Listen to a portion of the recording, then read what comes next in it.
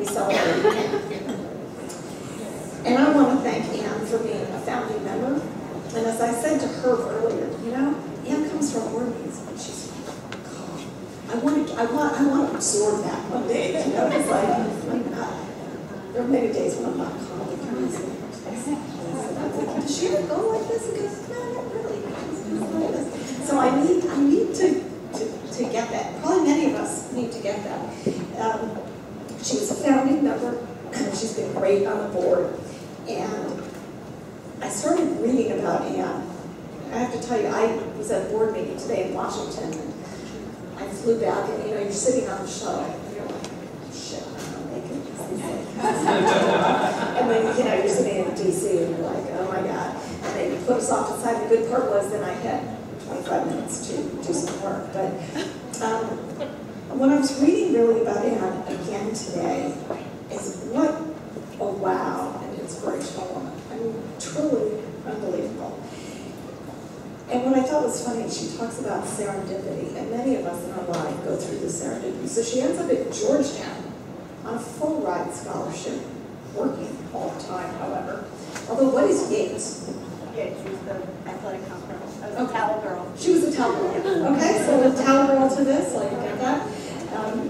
But then she ends up there because her sister goes, oh, come on down, because nobody had ever gone to college. And she goes, Georgetown looks like a great place.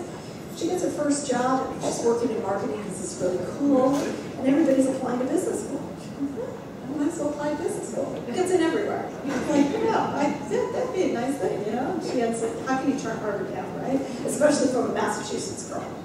You can't go, I'm going to California. Not that I know that she applied to California, but we're not going to talk about that.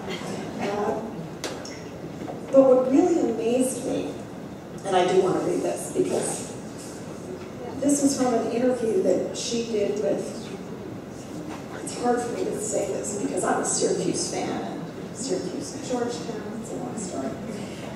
But she said, how would you describe your leadership style? What traits do you value in leaders and in employees? And Ann said, I try to inspire the people who work for me and work for people who inspire me. I try to set the vision and give guidance, but then allow enough autonomy so people can grow. I tend to be very open and collaborative. I also try to be timely and constructive with feedback because that motivates me. I don't like when people harbor things, so I avoid doing so. It's a waste of energy. And I thought, wow, that sort of says it all right there. And I tried to think, and as I said to Ann tonight, to go through all of her fabulous accomplishments and everything that you've done. I thought those were the words that not only that your goal is to go out there and inspire people. And you've inspired many of us here. And I'm now going